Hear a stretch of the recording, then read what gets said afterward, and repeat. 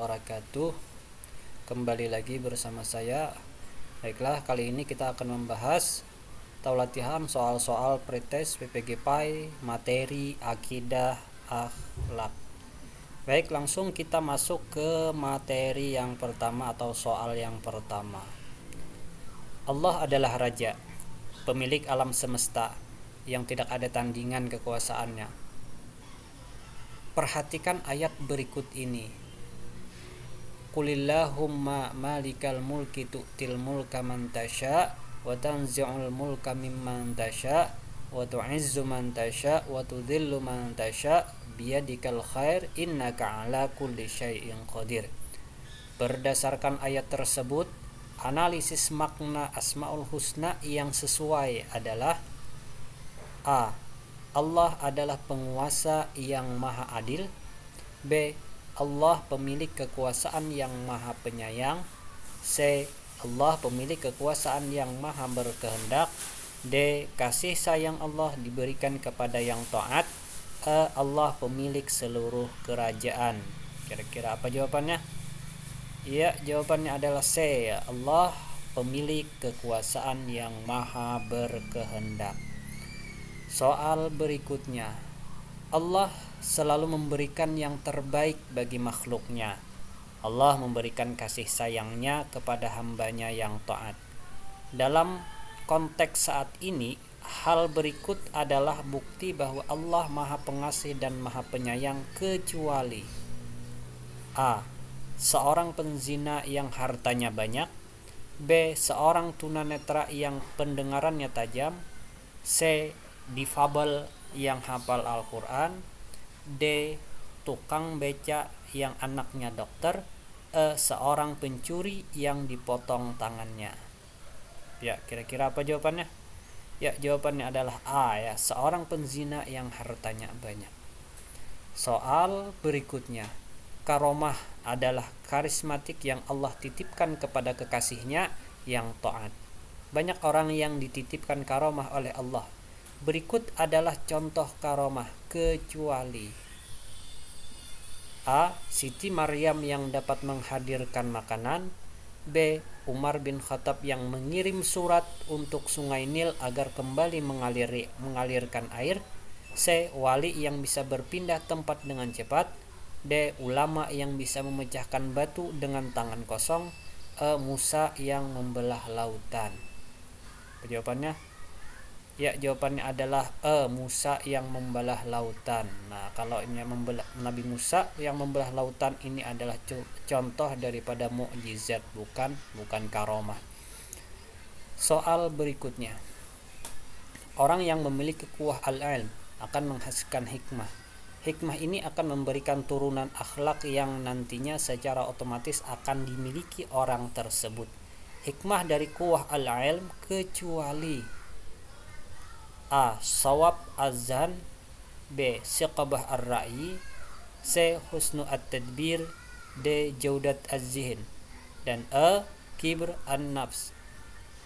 Apa jawabannya? Ya, jawabannya adalah yang E, ya, Kibr an-nafs. Soal berikutnya. Imam Al-Ghazali menyempurnakan kekuatan yang membentuk akhlak dalam jiwa manusia menjadi 4 kekuatan. Yang tidak termasuk 4 kekuatan pembentuk akhlak adalah A. Quwwah al-'an. B. Quwwah as-sahwah. C. Quwwah al-ghadab. D. Quwwah al-'ilm. E. Quwwah al-akhlaq. Ya, apa jawabannya? Ya, jawabannya adalah yang E, ya, quwwah al-akhlaq. Soal berikutnya. Seorang muslim yang berakhlak akan memiliki quwwah al-ghadab yang menghasilkan saja'ah. Saja'ah ini akan memberikan turunan akhlak pada orang beriman. Turunan dari saja'ah ini kecuali A. Al-karam. B. At-tahawur. C. An-najdah. D. Al-ihtimal. E. Al-hilm. Ya, jawabannya adalah yang B, ya, At-tahawur. Baik, soal berikutnya. Kelak di hari akhir, bumi akan tergoncang dan hancur berkeping-keping. Berbagai tempat akan runtuh dan tidak tersisa lagi. Hal ini menggambarkan betapa mengerikannya hari kiamat yang memiliki nama lain: A. Yaumul Qiyamah, B. Yaumul Zalzalah, C. Yaumul Haqqah, D. Yaumul Akhir, dan E. Yaumul Mizan. Ya, jawabannya adalah yang B, ya, Yaumul Zalzalah. Perhatikan surah berikut ini.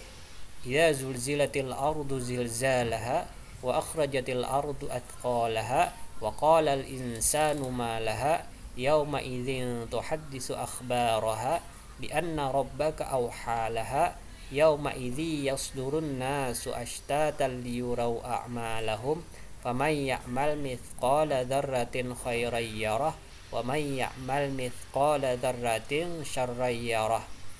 Yang artinya, apabila bumi digoncangkan dengan goncangan yang dahsyat, dan bumi telah mengeluarkan beban-beban berat yang terkandung di dalamnya, dan manusia bertanya, apa yang terjadi pada bumi ini? Pada hari itu bumi menyampaikan beritanya, karena sesungguhnya Tuhanmu telah memerintahkan yang demikian itu padanya. Pada hari itu manusia keluar dari kuburnya dalam keadaan berkelompok-kelompok untuk diperlihatkan kepada mereka balasan semua perbuatannya. Maka barang siapa yang mengerjakan kejahatan seberat zarah, niscaya dia akan melihat balasannya. Surah Az-Zalzalah. Surat tersebut adalah salah satu surat yang menggambarkan kondisi saat kiamat tiba.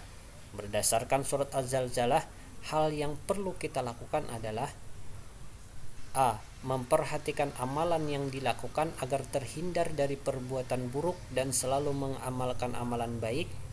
B. Meyakini dalam hati bahwa saat kiamat tiba bumi akan hancur. C. Menjaga bumi dari berbagai kerusakan. D. Membangun komunikasi kelompok sebagai persiapan di alam kubur. E. Menghormati orang lain yang berbeda pendapat. Ya, jadi jawabannya adalah yang A, ya. Memperhatikan amalan yang dilakukan agar terhindar dari perbuatan buruk dan selalu mengamalkan amalan yang baik. Baik, soal berikutnya. Perhatikan ayat berikut. Lahu mu'aqibatu min baini yadayhi wa min khalfihi yahfazunahu min amrillah innallaha la yughayyiru ma biqaumin hatta yughayyiru ma bi anfusihim wa idza aradallahu biqaumin su'a fala maraddalah ma lahum min dunihi miwal. Artinya, baginya manusia ada malaikat-malaikat yang selalu menjaganya bergiliran dari depan dan belakangnya. Mereka menjaganya atas perintah Allah. Sesungguhnya Allah tidak akan mengubah keadaan suatu kaum sebelum mereka mengubah keadaan diri mereka sendiri. Dan apabila Allah menghendaki keburukan terhadap suatu kaum, maka tak ada yang dapat menolaknya, dan tidak ada pula pelindung bagi mereka selain Dia. Ayat tersebut adalah ayat yang meminta manusia untuk A. Menerima ketetapan Allah dan memaksimalkan ikhtiar. B. Menerima takdir. C. Berusaha mengubah takdir. D. Menerima penjagaan malaikat. E. Menolak takdir. Ya, jawabannya adalah yang A, ya, menerima ketetapan Allah dan memaksimalkan ikhtiar. Baik, masuk ke soal berikutnya. Malu adalah rasa yang perlu dimiliki orang beriman, karena tidak mungkin orang tersebut beriman jika tidak tahu malu.